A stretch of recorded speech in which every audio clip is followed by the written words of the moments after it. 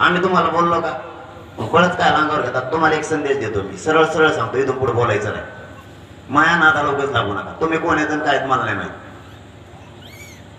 इथून पाठीमाग माझी जाती एक नव्हती, तर तुम्ही टप्प्याटप्प्यानं एका एका अन्याय केला. राज्यातली माझी पुरी जाती एक आहे. मी कार्यक्रमात उलटा सुद्धा वाजून टाकायचा.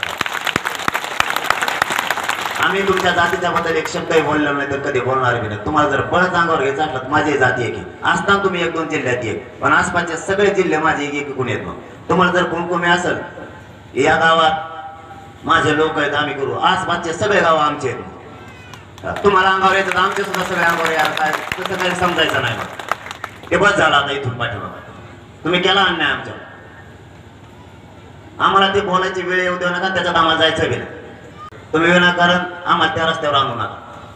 मी काहीच बोललो नाही, तरी पण म्हणे काहीतरी उपोषण होत असतं. कसं म्हणजे नाही का, टिंगल केल्यासारखं भाषण, टिंगल केल्यासारखं भाषण. काय गरज नाही ना. आम्ही काय बोललो तुम्हाला, तरी तुम्ही जर असं टिंगल उडीणार असलात, तुमच्या किती जिल्ह्यात हे चांगलं माहिती आहे. मग आम्हाला एखाद्या गावात तुम्ही असलात म्हणून तुमची डेअरी, पण आसपासच्या आमचे आम्ही पुरे त्या गावावर भिडल्यावर मग एक नव्हतं तेव्हा आमचे बी कोणी मात्रा